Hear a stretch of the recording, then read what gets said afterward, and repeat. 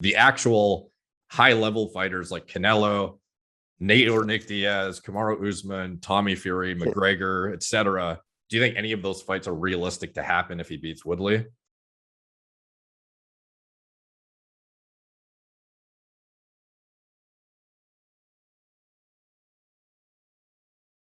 One thing I wanted to run by you is, so I just put in the chat box. I don't know if you're able to click on that link that I just sent you. It goes to Instagram.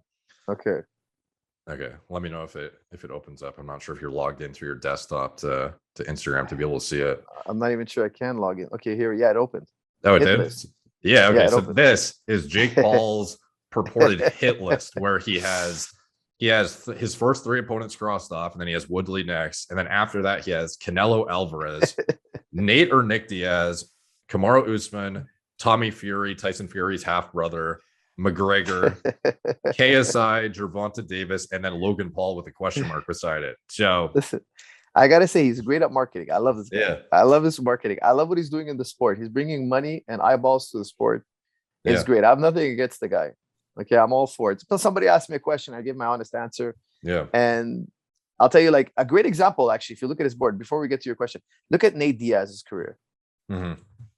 He started as a guy very average, and he went all the way to beating a world champion. Okay, he beat Conor McGregor, a legitimate world champion. He has a legitimate win over a world champion, over a guy who's supremely talented. If you follow Nate Diaz's career, he didn't go from, let's call it a C+ fighter to an A+ fighter overnight. No, he had a long journey. That's a guy who I bet my life is natural. Yeah. I bet my life on it. He's natural. Okay, besides weed and all that, forget all that. No, not real PEDs. This guy's never touched anything like that. And he's a guy who went through white belt to black belt legitimately. And he fought the who's who on the way up. And this guy had setbacks, kept coming. And you saw a natural evolution of a guy who's working full-time around his game. He's constantly wrestling, boxing, conditioning. I mean, this guy's a real fighter. Mm-hmm. And he's gone through an incredible journey, and you see him get better and better as the years come along. And that's what a natural journey looks like from for an average guy. Now you see McGregor, who in my opinion is more talented, even though he loses to Nate Diaz in the future. A more talented guy, you could see him explode, but you saw that talent. A trainer will see, look, this guy is really, really talented. He has something special. He's predisposed to fighting, so therefore he has this advantage. So that's a good, because when I saw the Nate Diaz name, it just kind of popped in my head. That's how an average Joe goes through a career. Right. If Paul is ready to fight Woodley after fight 1 looks so amateurish. Fight 3, he's ready. We all think he's going to give Woodley a good fight because that's what we're all in our heads we're thinking. Yeah. How did you get there in 3 years? Yeah. It wasn't by doing yoga and having some guy lift you by his feet. That has nothing to do with it, right? And yes, you jump rope. We jump more rope than you. You hit bag. We hit more bag than you. You hit mitts. We hit more mitts than you. You sparred. We sparred 10,000. These professionals have sparred 20 years. These guys are just getting in the game, So it's crazy. But sorry, the list. Yeah, so if he beats Woodley, do you think any of those fights, like besides KSI and his brother, because that's kind of just like, they're not technically like fighters, I guess, like, arguably they are because they've, done well in their social media arranged fights and whatnot. But the actual high level fighters like Canelo, Nate or Nick Diaz, Kamaru Usman, Tommy Fury, McGregor, etc. Do you think any of those fights are realistic to happen if he beats Woodley? No. Canelo's a really bad idea, like really bad. Like I like the fact that he put it on the board. It's fun, it's cool, it's funny, but it's not realistic at all because in my opinion, that's gonna be really, really. Don't forget, Canelo's also popped for for substances. Okay, the one reason why we give Paul a chance against Woodley is because she's bigger and stronger. He's not a better boxer than Woodley.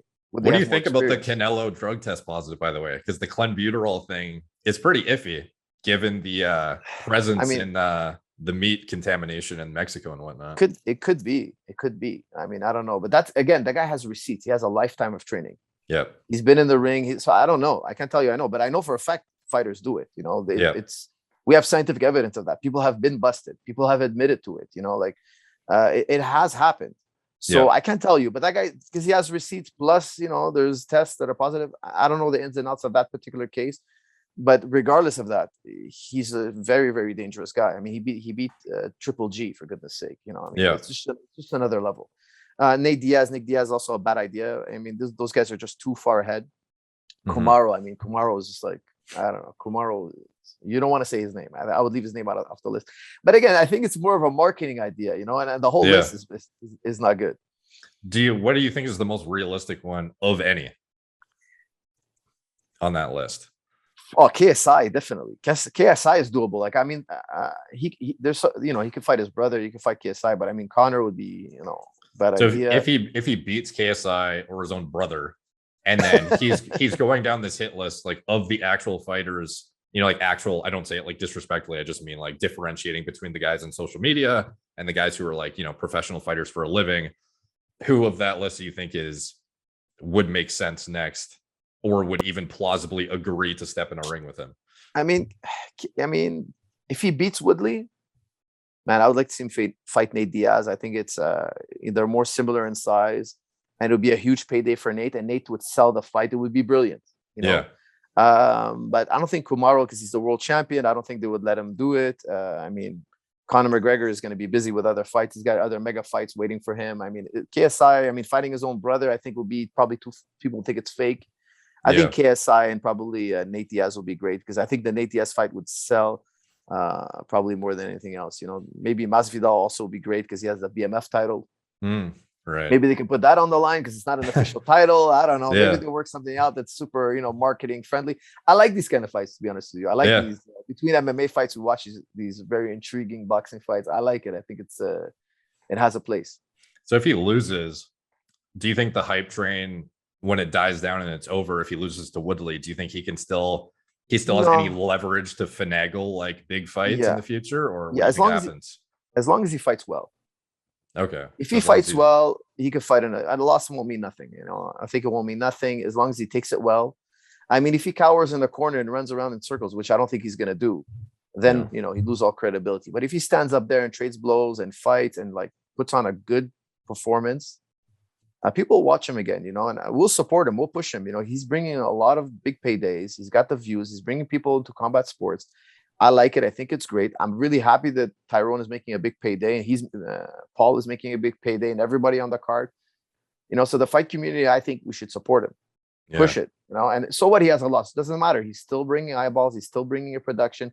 I mean, they put Tyson and Roy Jones together. I mean, you know how complicated that must be, and like for boxing promoters to do that. That would have never happened if it wasn't for this company. So I think it's great.